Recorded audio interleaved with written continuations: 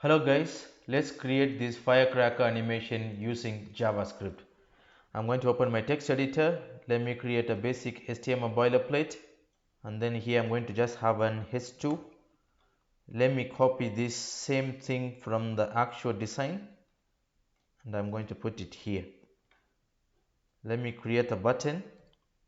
Let me save. Let me open this one with my text editor. This is how it's going to look like. The original design has got some basic styling. I'm going to add those basic styling to my design. So I'm going to my head section.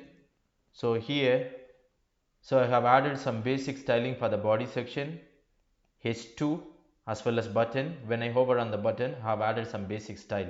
There is nothing much here. After adding this basic styling, let's have a look how it's going to look like. I think now it looks better.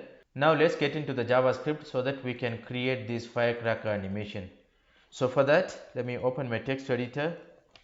We are going to work with the JavaScript, so I'm going to create a JavaScript file by using the script tag. I'm going to add an event here on click, because when I click on that button, that's when I want to invoke that firecracker animation. Let me give a name for this particular function. Inside, I'm going to create that function. Make sure this name matches with the one that you have. So the first thing that I'm going to do them here is to create a for loop, and then this for loop I'm going to use the normal traditional for loop. I'm going to say let. I've created this for loop. Basically I want this particular for loop to be executed 40 times. Inside this for loop, let's say for example I want to create a div. For us to create a div or any HTML element, I'm sure that you know we use the method name called document.create element, and then the element that I want to create them here is a div. After creating this element, I want to store this one into a variable. You can give any name. I'm going to give a name as particle. Now I have created a div element for my HTML document inside the JavaScript. The next thing that I'm going to do here is to add some class name to this variable. So to do that, we usually say particle dot class name, and then you give a name of the class. Let's say for example, even the class name here is going to be particle. So basically we are dynamically adding the class name to this particular div that we created. So for this particular class name, I want to add some style. So this particle here, I'm simply referring to the balls that you see them here. These balls that you see them here, this is what I'm referring to when I say particle. So I want to define the width and height of the particle. Let's say 20 pixel width, height is 20 pixel. I want the shape to be like a ball, isn't it so? So for that I'm going to use the border radius as 50%.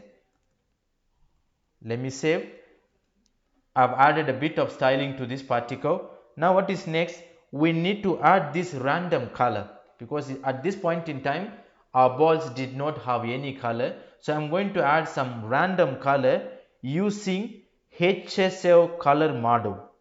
When I use this HSL color model, I'm going to give each particle with a bright unique color for a visual variety. So for that, what I'm going to do, I'm going to create a variable name as color. I'm going to use this backtick 2 times. Here I'm going to use the hue in HSL color model. So for the same, I'm going to use HSL. Make sure that there is no space when you're adding this parenthesis. If you give a space here, it won't work. So make sure that there is no space here. Inside, I'm going to use math.random function. Is because I want to create some random color, isn't it so? So for us to work with the random color or maybe any random number, JavaScript has a function name called math.random. So for that I'm going to use the $, pair of curly braces. Here I'm going to use the function name called math.random. So this math.random, I'm going to say times 360. Here I'm going to pass 2 values. One is going to be 100%, other one is going to be 50%. So what is this 100% here means? Is basically this 100% here, it simply means we are going to have the fully vibrant color. This 50% that you see them here will give you the medium brightness. That's what it means. So this will basically add the random color to the particle that we created. In this case, the particle that we created is going to be looking like a ball. It's because of this border radius. Now if you could go back to the original design, everything is happening from this point, right? So we need to find out the horizontal and vertical positions. For the same, what I am going to do to identify the horizontal offset so that we can splash this particular bow. To do that, what I am going to do, I am going to use let's create a variable, and then again I am going to use the math.random function. I am going to say minus 0.5, here I am going to say times 1000 plus pixel. Let me tell you what is this means. So this is simply means we calculate the random horizontal offset from the center between this 1000 here. We are trying to calculate the center between negative 500 pixel and positive 500 pixel. When you put 1000, it's basically ranging between negative 500 pixel to positive 500 pixel. That's what it means. So when you say math.random minus 0.5, so when you say math.random, it simply means it's ranging between 0 to 1. Since we are saying negative 5, it simply means negative 0.5 to positive 0.5. That's what it means. So this is basically for the horizontal. Now we also have to calculate the vertical position. So for that, I'm going to copy this and paste them beneath this one. So instead of variable x, I'm going to use the variable name as y.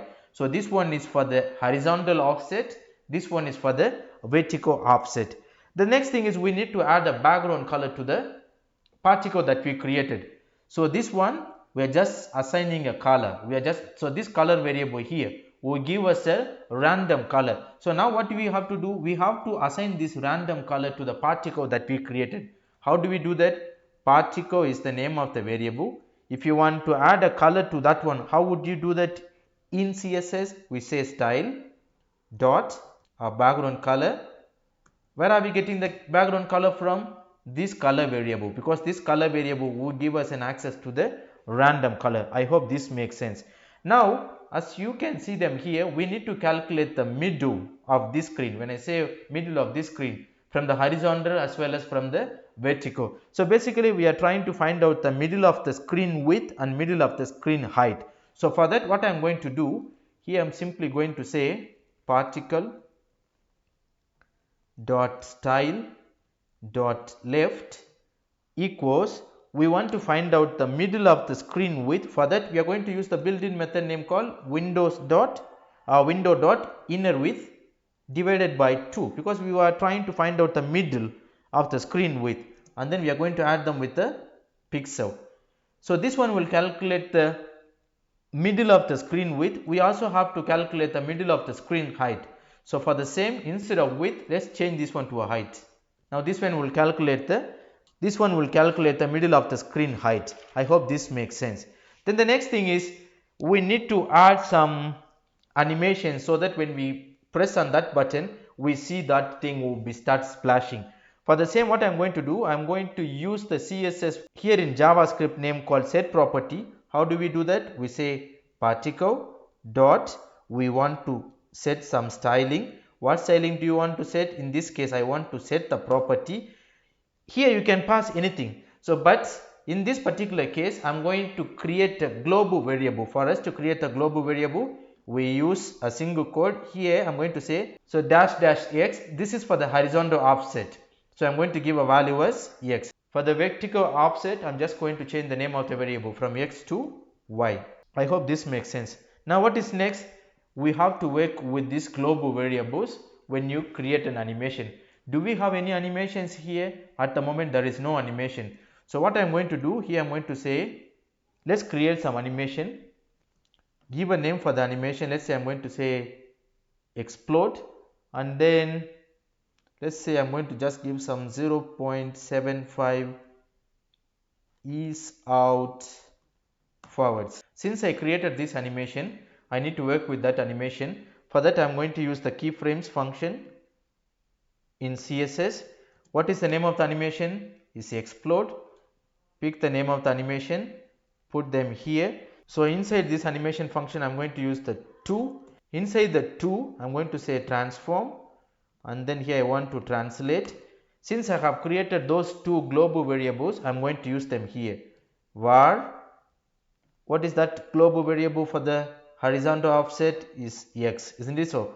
In the same way, I have created one for the vertical offset, which is dash dash y. I also want to have some scale. So for that I'm going to say scale. This scale can be anything. So let me just say 0.7. And then I want to set the opacity to 0. That's it. So we are working with an animation. Now what is next? We want that balls to be displayed on a web browser, on a JavaScript DOM. Isn't it so? So everything here, everything is about this particle. Particle has a shape, size, background color and everything. Now we need to bring this particle to the web browser, to the JavaScript DOM. How do we do that? It's a simple step. We want to take this particle to the HTML. For us to take this particle to the HTML, what do? We say document dot, we want to take it to the body section of the HTML dot, we are going to say append child. Now what do you want to append? The same particle, so that it can appear on the web browser. Let me save. Let's go back, let's refresh, let's click here. I think there is something wrong. I think we missed something. Let's go back and check to find out where we went wrong. So everything here seems to be okay. I think the position has to be set. For the particle, let's set the position to absolute. Let me save. Let's go back and refresh. When I click, I think the way that this firecracker is working is not the same as this one. So for that, what did I miss? Let me just go back. Oh yeah, for us to calculate the middle of the screen height, here we have to say top, not left. No wonder we're not seeing the result. Let me save. Let's go back and refresh to check. Sorry, this one. Let's refresh. Let me click. So when I click, I think there is something wrong with an animation. So let's go back to the code and check. I've left the yes here. That's the reason why it was not showing properly. So let me save and refresh the page. I'm sure that now you can able to see the firecracker animation has worked. It's a simple one, but a unique one from the ones that you have been doing using the alert box. I hope this tutorial was useful and then you have learned something. We are trying to assign some random color to the boards, and then we are trying to calculate the middle of the screen width and height, and then we are just playing with some CSS to have that animations. That's it guys. I hope you enjoyed this tutorial. If you have any questions, you are free to ask me through comment sections. In case if you liked this video, do not forget to hit the like button and subscribe the channel. Thank you.